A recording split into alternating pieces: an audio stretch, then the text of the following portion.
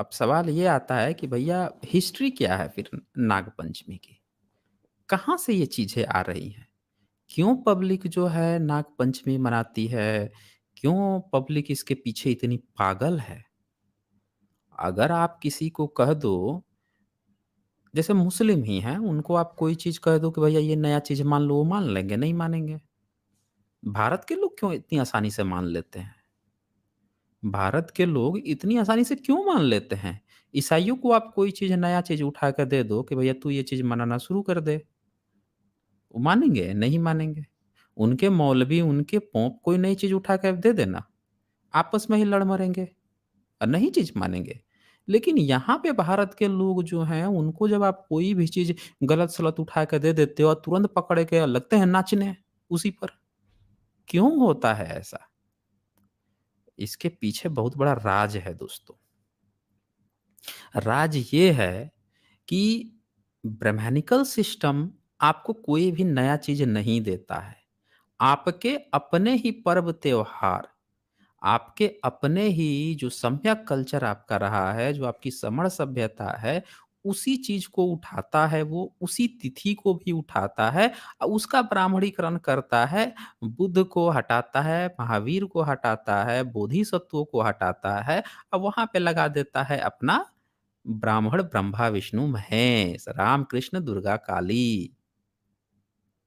ये उठा के ब्राह्मणीकरण कर देता है।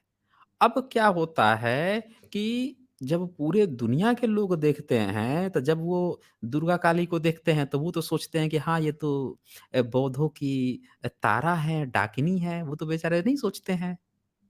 उनको लगता है कि हाँ, हाँ, ये है। वो थोड़े जानते हैं कि तो ब्राह्मण ये अपना एक नया कहानी बना दिया है या भारत की पब्लिक जानती ही नहीं है कि वो बौद्धों की तारा देवी और डाकिनी है। तो दूसरी कहानी बना के दूसरी चीज़ें चलवा रहा है उल्टी। फिर वो देखते हैं मूर्ति कला देखते हैं, शिल्प कला देखते हैं, तो वो सोचते हैं कि अच्छा ये तो बौद्धों का ही अवलोकितेश्वर हैं, बाहर वाले ये सोचते हैं और ये इधर कहानी अपना दूसरा कहानी बुद्ध का तो नाम ही नहीं आना है यहाँ। तो इंटरनेशनली, ग्लोबली भी वो विरोध नहीं कर पाते और यहाँ की पब्लिक आसानी से वो अपना कल्चर मान के सामने तो हिंदू मुसलमान खड़ा ही किया हुआ है, आसानी से इनको उसमें डुबो देता है। इसीलिए पब्लिक डूब जाती है। समझ समझना पड़ेगा आपको कि ये सारी चीज़ आपकी ही हैं, कैसे हैं, कैसे ब्राह्मणीकरण करके आपको पकड़ाया जा रहा है। आइए देखते हैं इसको। ये देखिए ज़रा फ़ोटो। ये मुंबई की कनेरी जो केव्स है, वहाँ पे मिला है ये। अब बताइए बुद्ध जो हैं, इनके पीछे 5 ये साँप क्या कर रहे हैं? भई, अभी तक तो आपको ये दिखाया गया था कि जो साँप होता है, इस पर तो विष्णु विष्णु बैठते हैं या फिर साँप जो है वो शिवलिंग होता है, वहाँ पे साँप होता है। आपको ये बताया गया था। लेकिन यहाँ पे बुध ही क्यों हैं? सबसे पुरानी जो मूर्तियाँ मिल रही हैं, वहाँ पे बुध के वहाँ पे सर्प क्यों मिल रहे हैं बुध के साथ? ये चीज़ आपको समझनी पड़ेगी। अब ये मिल रहा है इसका मतलब क्या है? कि नागों की जो परंपरा थी, वो बुध के साथ जुड़ी हुई थी। और इसको इन लोगों ने ब्राह्मणीकरण कर दिया है। वहाँ से हटा के और वहाँ पे कुछ और डाल दिया या फिर वहाँ से हटा के ख़त्म ही कर दिया है। ये आपने देखा कन्हेरी केव्स में आप जाकर वहाँ पे देख सकते हैं। अब ये एक दूसरी फ़ोटो और देख लीजिए। ये ओडिशा के खुर्दा जिले के गोविंदपुर गाँव से बुद्ध की जो प्रतिमा मिली है। इसमें 7 मुखी नाग जो है वो बुद्ध की ऊपर यहाँ पे 7 मुखी नाग आपको दिख रहे होंगे। अब ज़रा एक चीज़ सोचिए, इसमें भी बड़ा एक गजब कहानी हुआ था। कुछ लड़के रिसर्च के लिए गए थे वहाँ पे। एक किसान जो था, वो दावा किया कि हम हल जोत रहे थे, तो हमारे जो हल जो था, वो ये जो नाग है ना, इसके ऊपर इसके सर से टकराता था बार-बार।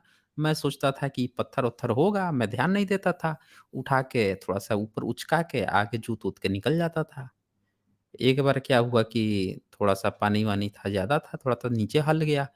फिर खबर-वबर दिया, खुदाई-वुदाई हुई तो पूरा का पूरा ये निकल गया। अब लड़के गए थे रिसर्च करने, वो सब पता लगाए-वगाए, जो उनके साथ प्रोफ़ेसर थे उन लोगों ने पता लगाया तो पता चला कि तो 7th सेंचुरी का है। अब बताइए 7वीं सदी में जो गोविंदपुर है उड़ीसा में, वहाँ पे जो है क्या मिल रहा है आपको? पूरा बुद्ध ही बुद्ध मिल रहे हैं। साँप जो है इनके ऊपर ऐसे रक्षा कर रहा है, देख लीजिए। कैसे साँप पूरा फन निकाले है, जीभ निकली हुई है और उनकी रक्षा कर रहा है। उसके ऊपर बुध बैठे हुए हैं। आपको इन लोगों ने क्या दिखा दिया है कि साँप ऐसे गोल ग्रह रहेगा, उस पर एक व्यक्ति बैठा हुआ है, समुंदर जो मिल्क का जो समुंदर है उसमें तैर रहा है, एक औरत पैर दबा रही है। यही बताया गया ना, विष्णु बना दिया गया। कहीं पे इसके नीचे शिव को रखा गया, कहीं पे विष्णु को रखा गया। जहाँ जिसको जो मन आया बुध को हटा दो, कोई भी देवी-देवता वहाँ पे डाल दो। इस तरह से ब्राह्मणीकरण किया गया है दोस्तों।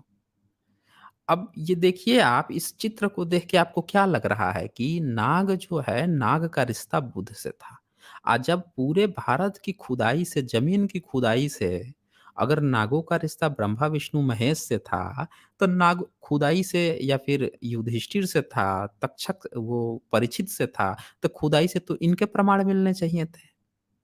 लेकिन साँप जो है बुध के साथ क्यों मिल रहे हैं? लोगों के मन में सांपों के प्रति इतनी भावना क्यों है? बुद्ध के कारण है। क्योंकि बुद्ध जो है घर-घर में बसे हैं।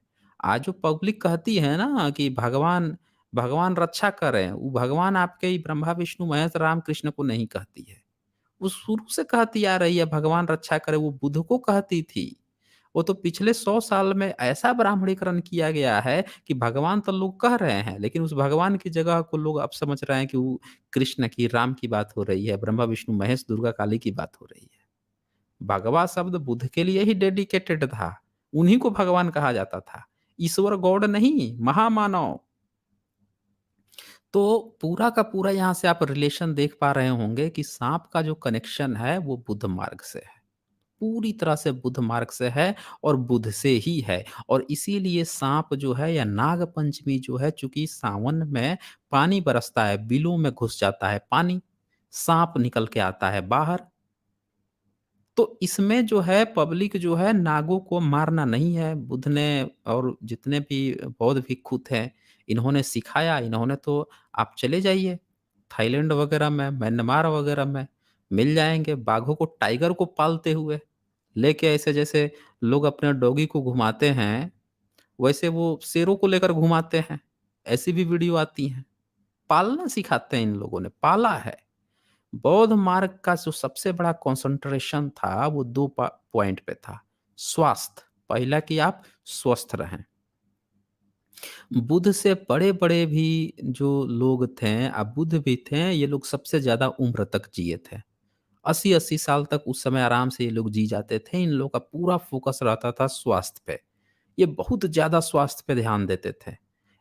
इसी स्वास्थ्य के क्रम में इन लोगों ने मार्शल आर्ट का जन्म दिया था। आज आप देख लीजिए बहुजन वर्ग जितना भी है एक्सरसाइज़ करता है, व्यायाम करता है, अच्छा खाना खाता है? बताइए, मिलता है इसको? दूध भरपूर पीने को मिलता है? नहीं मिलेगा। जो थोड़ा बहुत दूध होगा तो ब्राह्मण अपनी किताब में अपने तैस्रीय ब्राह्मण में लिख रखा है कि भैया अगर बहुजन जो है, जो शूद्र जो है, ये अगर घी, दूध, दही की मट्ठा खाएगा तो इससे ब्राह्मण को बड़ा तकलीफ पहुँचती है। खाने नहीं देता था। एनिहिलेशन ऑफ कास्ट में बाबा साहब ने लिखा है ना कि जब खिलाए थे घी तो क्या किया था, सारे सवर्णों ने आके मार-मार के भूरता निकाल दिया था। सारा तीर्थ घी खाओगे तुम लोग। तीर्थ यात्रा करके आए हो तो तुम लोग घी खा लोगे। ये हाल करते थे ये लोग। तो नहीं खाने देता। ये दूध जो चढ़वाया गया है इसका 2 कारण है दोस्तों, कि एक जो बहुजन वर्ग वो जानता है कि बहुजन साँप तो दूध नहीं पीता, ये बात अच्छी तरह से जानता है। एक तीर से उसने कई शिकार कर दिए। बहुजन वर्ग का बच्चा जो है अब उसके घर के बच्चे खाने-पीने को अच्छा से नहीं मिल पाता, हष्ट-पुष्ट नहीं हो पाते। जब हष्ट-पुष्ट नहीं होंगे, स्वस्थ खाना नहीं मिलेगा तो दिमाग कैसे काम करेगा? क्लास में भेजोगे पढ़ने के लिए, बच्चा अच्छा डाइट नहीं खाया रहेगा, तो जिनका बच्चा हज़ार साल से अच्छी डाइट खा के आ रहा है, उनसे वो मुकाबला कर पाएगा। फिर कहोगे हमारा बच्चा कमज़ोर है। ले जाके दूध, दही पूरा पैसा ब्राह्मण को घर में बुला के कथा कहानी कह के खत्म कर दो। अब बच्चा को मत दो खाने-पीने को। फिर कहो कि उनकर बचवन वो लोग पूजा पाठ करता है ना, तो उन पर देवी-वेवी का बहुत अच्छा प्रभाव है, भगवान जी का प्रभाव, इसीलिए उनकर बचवा आगे निकल जाता है। हम लोग तनी पूजा पाठ में कम रह गए, तो हमारा बचवा जो है तनी कमज़ोर है। पूजा पाठ करेंगे ना, भारा-ओरा भाख लेंगे, थोड़ा-सा दुआ सलामत कह देंगे, अठजाम करवा देंगे, इसका हो जाएगा तो। ये नौटंकी चलती है।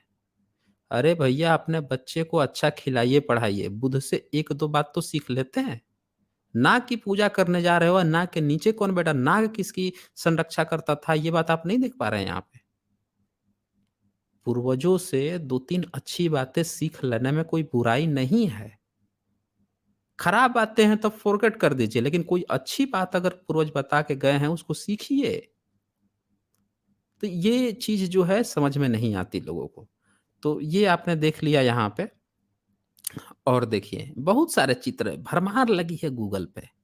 पूरे नाग ही नाग जो है संरक्षण करते हुए मिलेंगे। अभी ये देखिए, ये चीवर पहने हुए हैं, कुछ ब्रह्माट होंगे, तो उनको लगेगा कि जनेऊ पहने हुए हैं। ब्रह्माटों को जो है जनेऊ में और चीवर में फ़र्क नहीं समझ में आता। चोरी का माल है ना, जो चोरी करता है, चुराता है, जो वो तो उसको सावन के अंधे को हर जगह अंधा ही मतलब सावन के अंधे को हर जगह हरा ही हरा दिखता है। अभी एक फ़ोटो मिली है गणेश की, गणेश गणेश कहा जा रहा है, एक्चुअल नाम विनायक है, बौद्धों का वो है। अब वो गले में साँप लगा के पहने हुए है, साँप साँप पहने हुए है। उसको लिखे हैं सब रिसर्च पेपर में कि यज्ञोपवीत है साँप का। अब बताइए, यज्ञोपवीत करना होगा तो इनके कौन से धर्मशास्त्र में लिखा है कि साँप को उस तरह से लपेट लो, अब वो तुम्हारा यज्ञोपवीत जनेऊ हो जाएगा। ये इतने बड़े धूर्त खिलाड़ी हैं। इन्होंने बौद्धों की शिल्प कला को अपनी तरह से पिरो लिया है। अपनी तरह से हर चीज़ कहानी बना ली है। पूरी कहानी इन्होंने बौद्धों की शिल्प कला को बिगाड़ने के लिए देखिए, एक चीज़ याद रखिए, भारत की जितनी शिल्प कला बनी है, अय्याशी के लिए नहीं बनी है। विदेशों में, ग्रीक में, आप इटली में, रोम में जो मिलते हैं, कॉइन्स मिलते हैं जिसमें अय्याश सामंत हुआ करते थे। ये अय्याश जो है, नंगे-पुंगे मूर्तियाँ वहाँ पे मिल जाएँगी अय्याशी वाली। लेकिन भारत में जितनी शिल्प कला मिली है, वो सारी की सारी शिल्प कला जो है, बुद्धिस्ट शिल्प कला है, जैनों की शिल्प कला है। ये कुछ कह रही है, ये कुछ बोल रही है। इनकी शिल्प कला वो बातें बोल रही हैं, जो बातें अभी लोग समझ नहीं पा रहे हैं। आप नहीं समझते हैं, हर शिल्प कला कुछ बोलती है। यहाँ पे बुद्धा बैठे हैं, पीछे इतने ये जो साँप दिख रहे हैं, ये कुछ बोल रहे हैं। इसके पिछले वाला आपने जो देखा जिसमें बुद्ध यहाँ बैठे हुए हैं, इनको इतना ऊपर उठाया है और साँप पूरा फुफकार रहा है, ये शिल्प कला कुछ बोल रही है। एक बहुत बड़ा मैसेज दे रही है। ये देखें, इसके पहले यहाँ पे सिर्फ़ 5 साँप हैं, 5 नाग हैं, वहाँ पे 7 थे, ये कुछ बोल रहे हैं। ये बता रहे हैं, ये चीज़ें बता रही हैं कि यहाँ पे 5 ही फन क्यों हैं। यानी कि इसका ये मतलब हुआ कि यहाँ पे 5 संरक्षक हैं। इस जगहों पे 5 अलायंस है, 5 राज्य जो हैं, वो अलायंस किए हुए हैं कि बुध पर हमला उनके ऊपर हमला माना जाएगा। मतलब मैं एक सिम्बॉलिक आपको बता रहा हूँ, एग्ज़ैक्टली ये नहीं है। जब बुद्ध थे, क्योंकि ये शिल्पकला 7th 5th 7th सेंचुरी की है, लेकिन जब बुद्ध थे, उस समय जो 16 जनपद थे, उन लोगों ने अनाउंसमेंट किया था कि बुद्ध पे हमला उनके राज्य पे हमला माना जाएगा। तो ये जितने भी ये जो 5 ये जो दिखाए जा रहे हैं, ये इनके दिखाए जा रहे हैं कि बुद्ध के या बुद्ध शिल्प कला के इनके ये संरक्षक हैं। और नाग जो है ये टोटेम है, यानी जिस-जिस राज्यों का टोटेम नाग है, वो सारे जो है इनका अलायंस है और वे इनके रक्षक हैं। इसी तरह से ये जो 7 दिखाया जा रहा है, इसमें भी दिखाया जा रहा है कि 7 जो नाग्स हैं, ये इनके संरक्षक हैं और ये उनके टोटेम है। ठीक है ना? ये बहुत चीज़ें बोलती हैं, जो 1000 साल तक हमें जो गुलाम किया गया है, ये क्या अंग्रेज़ों और मुगलों ने गुलाम किया था? नहीं, ये ब्राह्मणों ने गुलाम किया था। मैं गुलामी एक्चुअल गुलामी मानता हूँ, जिसमें आपका शैक्षणिक और आर्थिक आधार जो है, आपका राजनैतिक अधिकार, आपका जो है सामाजिक अधिकार आपको जो बहिष्कृत कर दे, वो असली गुलामी होती है। क्या मुगलों ने उर्दू पढ़ने से किसी को रोका? उन्होंने लिखा कि उर्दू जो है या अरबी फ़ारसी जो है कोई भी शूद्र जो है, कोई अछूत है या पिछड़ा है, ये नहीं पढ़ेगा? क्या उन्होंने रोका कभी? क्या एक भी फरमान जारी किया किसी मुगल शासक ने या किसी मुस्लिम शासक ने? क्या अंग्रेज़ों ने ऐसा कोई फरमान जारी किया कि अंग्रेज़ी तुम्हें नहीं सीखने देंगे? उन्होंने तो पकड़-पकड़ के सिखाया, कानून बना दिया। तो गुलाम कभी उन्होंने नहीं किया दोस्तों। हमारी असल गुलामी हुई जिन लोगों ने हमें एजुकेशन से रोका, हमारी पाली को पहले बर्बाद किया, पाली प्राकृत को बर्बाद कर दिया। जब पाली प्राकृत बर्बाद होगा, हमारे सारे विश्वविद्यालय जलाए गए, जो ये शिल्प कला बोल रही थी, हर शिल्प कला कुछ बोलती है। तो ये क्या बोल रही थी, वो स्क्रिप्चर्स में जो चीज़ें दर्ज थी, ये शिक्षाएँ थी पूरी बुद्ध की। उस समय 3D लेज़र नहीं था, स्क्रीन नहीं था उस समय, टीवी नहीं था। ये मूर्तियाँ थी, मूर्तियाँ एजुकेशन देती थी। एक सिंगल पीस मूर्ति को दिखाकर और बौद्धिस्ट जो हैं, जो महायानी लोग थे, जो चित्रकला बनाकर दिखाते थे लोगों को बता सकते थे, जो रिप्रेजेंटेशन होता था, वो दिखा सकते थे कि ये क्या चीज़ें बता रही हैं, क्या इसका सिम्बॉलिक रिप्रेजेंटेशन है, इससे आप क्या शिक्षा ले सकते हैं, वो सारी चीज़ों को खत्म कर दिया गया।